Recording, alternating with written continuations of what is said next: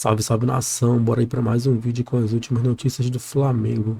E ainda essa repercussão da derrota para o Lanús. Mas agora é hora de virar a página e colocar foco total no jogo deste domingo contra o Madureira pelo Campeonato Carioca. E se você quer ficar sempre bem informado sobre tudo que rola no Mengão, já se inscreve no canal e deixa aquele like para fortalecer, beleza? E agora sem mais enrolação, bora pro vídeo. Fala pessoal, muito boa tarde. O Globo Esporte está no ar e a gente começa logo com informações do Flamengo, que amanhã às 8h30 da noite começa a decidir uma vaga na final do Carioca contra o Madureira. Kiko Menezes traz as informações. Boa tarde, Mari. Boa tarde a todos. O Flamengo tem números muito preocupantes nesse início de ano. Em 9 jogos, levou 11 gols. Vejam bem, isso corresponde a 25% de todos os gols sofridos em toda a temporada do ano passado. Mas a partir de amanhã, o time já vai ter uma oportunidade de começar a reverter esse cenário. É o primeiro jogo da semifinal contra o Madureira pelo Campeonato Carioca. Hoje o time fez um treinamento aqui no CT Ninho do Urubu, um treinamento fechado para os jornalistas. E o técnico Felipe Luiz ainda não revelou se vai usar força máxima contra o Madureira ou se vai poupar alguns dos principais jogadores pensando no segundo jogo contra o Lanús na decisão da Recopa no Maracanã na quinta-feira. O caso de racismo sofrido por Vinícius Júnior na vitória do Real Madrid sobre o Benfica pela Liga dos Campeões na última terça-feira teve desdobramentos no Flamengo. O técnico Felipe Luiz comentou sobre o caso e as falas não repercutiram nada bem. Antes da derrota do Flamengo para o Lanús, na Argentina, pela Recopa Sul-Americana, foi questionado sobre o racismo sofrido por Vini. Em espanhol, ele respondeu que Prestiani não deveria ter coberto a boca ao falar. E que agora é a palavra de um contra a do outro. O chico se tapou a boca, não deveria haber se tapado a boca para dizer o que deveria dizer, e isso genera todo esse revuelo, e agora é a palavra de um contra o outro. Depois do jogo, o treinador voltou a falar do assunto e avaliou a atitude do argentino Prestiani como um caso isolado. Sí, he sido muy bien tratado. A mí me encanta Argentina, solo tengo buena palabra para Argentina, y un caso aislado de estos no influye nada lo que pienso de este país que es tan lindo. As declarações repercutiram mal entre torcedores e imprensa. No programa Seleção Sport TV, o comentarista Eric Faria criticou as falas do Felipe. Felipe foi muito decepcionante com as palavras quando ele se referiu ao caso de racismo contra o Vini Júnior. A reação do Vini Júnior ali e toda a reação do entorno ali, essas reações todas mostram que não dá para ficar neutro nessa história. O zagueiro Danilo, do Flamengo, compartilhou nas redes sociais uma publicação de 3 anos atrás, na qual ele mesmo afirmava: as pessoas brancas precisam escutar. Le persone, diciamo, bianche, loro te devono ascoltare. Em nota, Felipe Luiz disse que não teve a intenção de minimizar qualquer atitude racista e reconheceu que a fala pode ter aberto margem para interpretações distintas. Por fim, reforçou que o racismo é crime no Brasil e deve ser tratado com o mesmo rigor em todos os países. E essa evolução, ela não está acontecendo. E eu até entendo, tem que fazer um time de emergência porque fisicamente não está. Eu imaginava, por exemplo, ontem ver o Everton Araújo. Foi um cara que deu sustentação ao time, né? Quer dizer, o jogo. Então, se a gente tem um problema físico no Flamengo, escala os jogadores mais físicos nesse momento, né? E não foi o que aconteceu. Por isso que eu digo, não era uma final. Era um jogo qualquer. Beleza, a gente está evoluindo, etc. Final, você tem que ganhar, final, né? Ou você tem que não perder, né? Não, porque quando você ganha, você diz, a Recopa está lá no currículo ali. Quando você perde, vai dizer, não valia tanto. Não, vale. Claro. A partir do momento que você cria toda essa estrutura, né, com um elenco que você tem, qualquer competição que você for fazer, ela tem uma importância muito grande, até para você dar resposta ao próprio torcedor. Esse foi o Flamengo inicial, que a gente citou na abertura do jornal. O Felipe Luiz veio com Rossi, Varela, Léo Ortiz, Léo Pereira e Alexandro. Até aí, maestro, é isso, né? Não, essa é a defesa titular. Exato. Então, peraí, é porque você falou de erros e... Como você chamou? Você não falou erros, você falou algo discutível ou duvidosos, questionáveis. Pulgar ali, Arrascaeta e Paquetá, ok? Aí você já começa a ter, por exemplo, você vai jogar contra um time que não tem um poderio ofensivo tão grande, que eles têm uma jogada principal que é cruzamento para dentro da área, né? Então você poderia, naturalmente... Eu gosto, já falei aqui da outra vez, eu gosto do Paquetá jogando vindo de trás. Mas talvez esse jogo de ontem não fosse o jogo melhor para ele. Era um jogo muito mais para um cara que tem um poder defensivo grande, que é o caso do Everton Araújo, entendeu? Você poderia colocar o Paquetá um pouco mais à frente, entendeu? E você precisa ter um cara num jogo desse tipo lá que você consiga segurar essa bola para você dar um respiro na defesa e no sistema defensivo. Porque se essa bola vai lá, bate e volta... Outra coisa... Não estavam vencendo os duelos individuais, que é outra coisa que você faz, dá uma respirada na tua defesa. Né? A única bola que ganhou, até mesmo por um rebote, foi a do Cebolinha, aquele ali não foi uma jogada individual, mas teve um rebote que ele conseguiu a finalização. A maioria das jogadas, elas não foram, os duelos não foram ganhos. Com isso, a bola bate e volta toda hora, com uma quantidade grande de torcedores do outro lado, pressionando.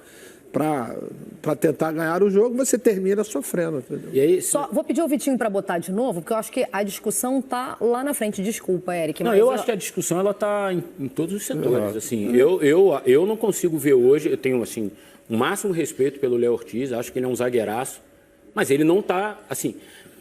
O Mário, hoje a gente não assiste aos treinos, né? E a gente não conversa com os personagens o dia a dia como a gente fazia antigamente. Tá mais frio, é verdade. Então, qual é o nosso campo de observação? Os jogos. Os jogos. A gente só consegue observar os jogos e para poder fazer análises em cima dos jogos. E o que os jogos têm mostrado, Danilo e Vitão estão jogando mais do que a dupla de zaga que ontem foi a campo. Léo Pereira e Léo Ortiz. Mas lá na frente vocês falaram algo sobre... Luiz Araújo, Cebolinha... Então, o Luiz Araújo é um outro caso. Por exemplo, ele começou a temporada machucado. Sim. Aí ele foi relacionado para o jogo contra o Corinthians, não entrou em campo, depois ele teve problemas musculares, ficou fora de 2 ou 3 relações, voltou contra o Botafogo, jogou 10, 15 minutos na parte final. E aí ele vira titular numa final de campeonato. Assim, eu acho que tem umas incoerências aí, e aí só o Felipe pode explicar, incoerências sob o meu olhar, tá? De repente... É super coerente para o Felipe, eu digo assim. Porque ele está vendo no dia a dia, pelo que eu estou vendo em campo, assim, né? Para mim, muito incoerente, assim. O Luiz, ele não tinha feito nenhum jogo ainda para ser titular logo numa final, num jogo que exigiria muito da parte física de todo mundo, como o Maestro falou, como o Serginho falou. Porque a gente sabia que ia ser um jogo físico. Um jogo contra a Argentina, final de campeonato, lá dentro, você não tem outra... Você não consegue imaginar um outro cenário. Então, eu acho que ontem a atuação ruim do Flamengo passou muito pelas escolhas do Felipe. Eu acho que, assim, quando eu vi a escalação antes do jogo, eu desconfiei. Eu falei, pô, será? Por que essa escalação? Não que eu não sou nenhum gênio, não, mas, assim, pensando, vendo o que tinha acontecido nos outros jogos. O que pede o jogo. Tem jogos que você pede uma certa escalação, até como característica dos... É o caso que eu falei do Paquetá. Ontem não era o jogo para o Paquetá jogar nessa posição, porque ele ia ter dificuldade em função da pressão, de uma série de situações. O jogo de volta em casa, você pode colocar, entendeu? Porque o adversário não vai te pressionar, não vai fazer tanta coisa que essa é a tendência. Faz em casa ou fora de casa, né? E ontem eu acho que, por isso que eu falo sempre dessas escolhas. Eu fiquei também com dúvida da mesma forma como era, quando vi a escalação. Enfim, vamos ver se... Só que a gente não tem mais. Esse é o grande problema. A nossa avaliação é jogo, né? Não tem avaliação de treinamentos. Né? PVC, você falou do calendário, né? E a gente vem batendo nessa tecla bastante, e é óbvio, né, que é extremamente relevante. Isso está afetando a questão física do Flamengo e dos outros times também, mas a gente está falando aqui do Flamengo. Mas eu queria tocar nesse ponto da postura. Gabriel fala, né, que parecia que o Lanús tinha muito mais vontade naquele jogo do que o que o Flamengo apresentou. Tem um quê de postura também? Aí não sei se é barriga cheia, né, de ter conquistado os títulos, de ainda estar no modo férias aí.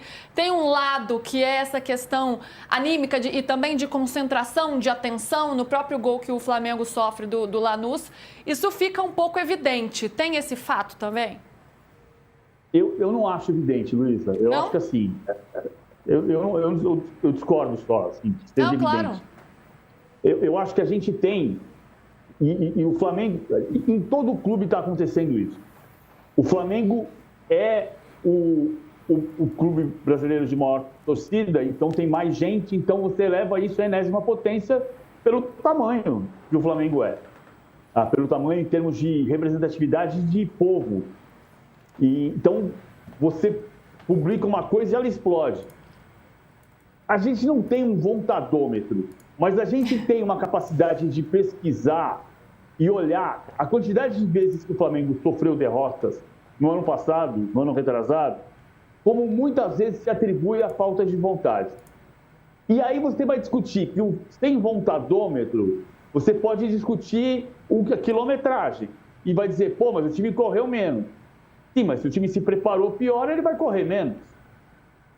E aí a gente volta para a questão da entrevista da parte que eu entendo da coletiva do Felipe Luiz, a parte do racismo nós vamos colocar para falar daqui a pouquinho, que aí ele foi mal demais, né? Mas é um outro capítulo.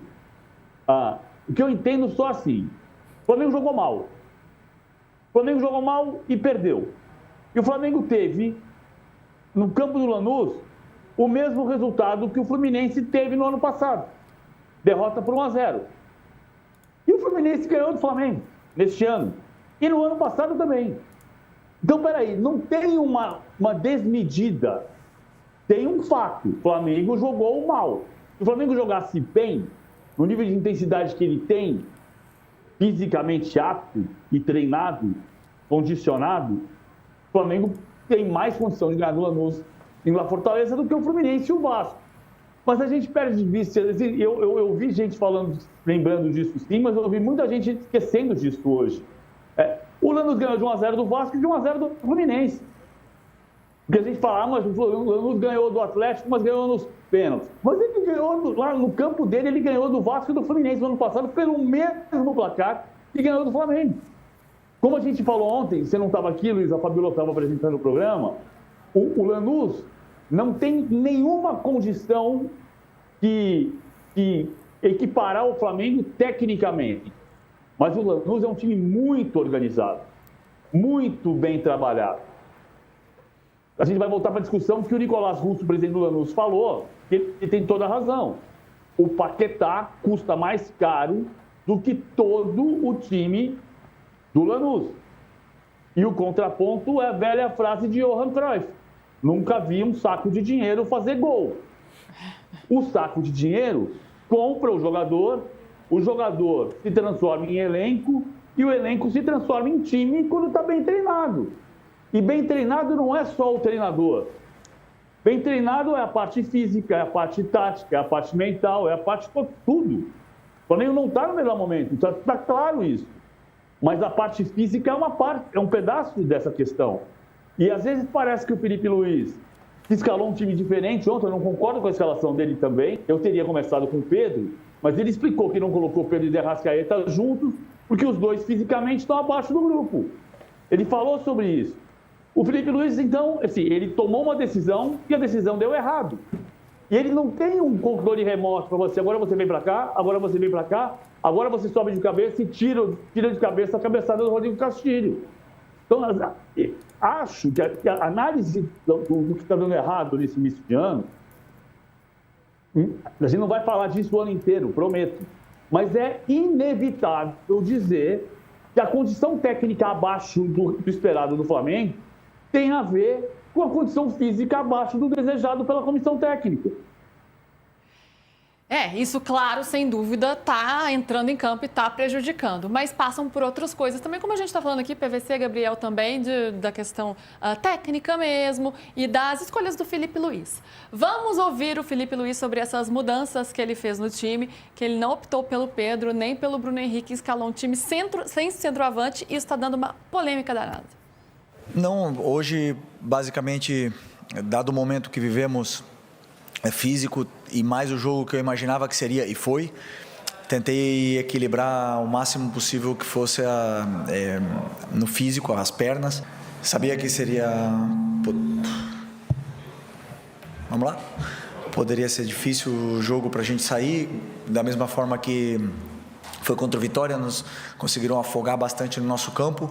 Eu esperava um jogo parecido, então optei por equilibrar a equipe na parte física, sabendo que no segundo tempo poderia entrar e fazer uma mistura de jogadores também para poder equilibrar depois com a entrada do Pedro e com a Arrasca. Então foi basicamente isso, mas continuamos faltando o que para mim é essencial para desbloquear um tipo de jogo assim que é a profundidade. Hoje não tínhamos jogadores que têm o perfil, a característica de atacar a profundidade.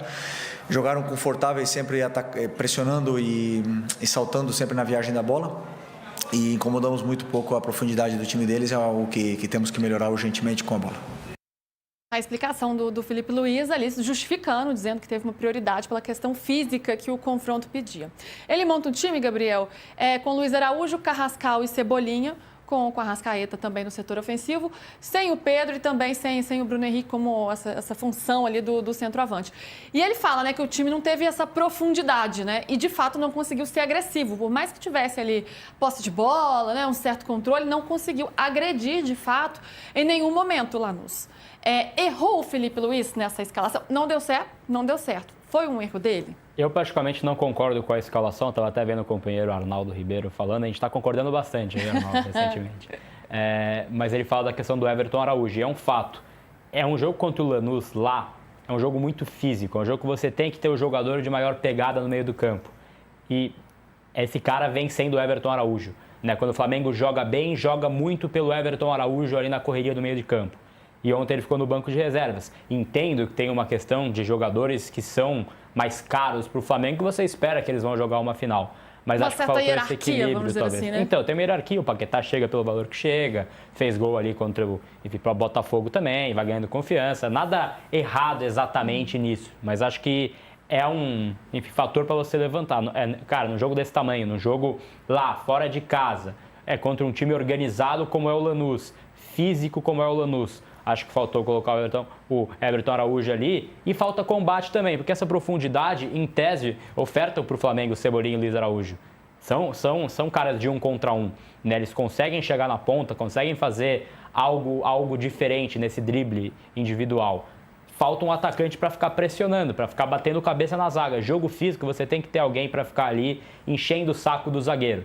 E aí o Pedro já não tinha característica física, talvez, para isso. Ele é esse jogador ainda, o Pedro, que fica enchendo o saco da zaga.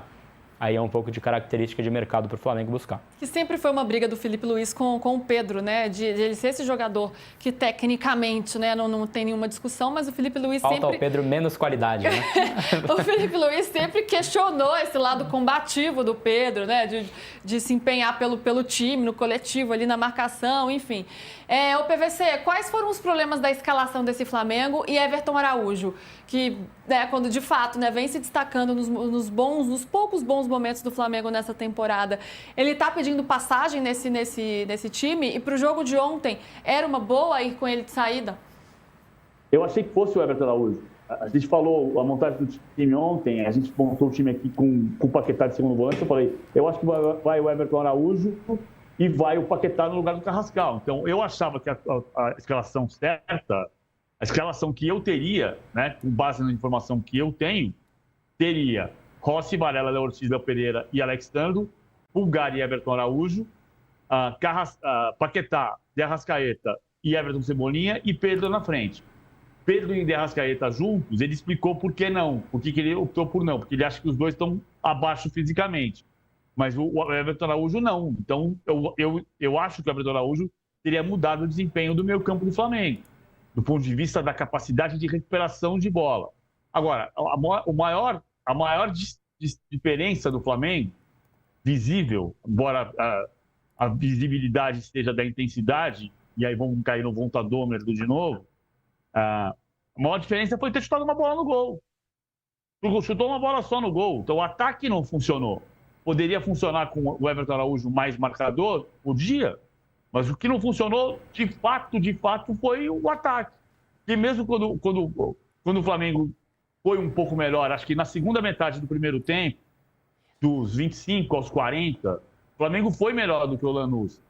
No começo do jogo também ele estava se impondo pela posse de bola, e o Lanús equilibra rapidamente com a capacidade tática, de organização tática que o time possui. É o mesmo time há 3 anos. O time que jogou contra o Cruzeiro, a semifinal da Sul-Americana de 24, basicamente é o mesmo time, salvo Marcelino Moreno, Carreira, Rodrigo Castilho, Medina, Marcite, que é muito bom lateral, mudou o lateral direito, o Esquerdós, o Lossada, goleiro. É o time que perdeu do Cruzeiro em 2024, empatou no Mineirão. É o time que ganhou do Vasco em La Fortaleza e empatou em São Januário, é o time que ganhou do Fluminense e empatou no Maracanã, é o time que empatou com o Atlético e que foi campeão da Sul-Americana com um empate, 0-0. E o grande ponto é que ele, das duas vezes anteriores que jogou contra o time do Rio de Janeiro, o Lanús já pode se declarar campeão carioca, mas ainda não pode se declarar campeão da Recopa, porque ele tem que empatar o jogo lá no Maracanã. Só que no Rio de Janeiro, nas duas vezes que ele ganhou dos cariocas, Fluminense e Vasco, na Fortaleza, ele foi no Rio e empatou. E é isso que o Flamengo tem que pensar que não pode acontecer. É aqui que está a questão central. É como vai ter um time fisicamente apto para atropelar o Lanús no Maracanã.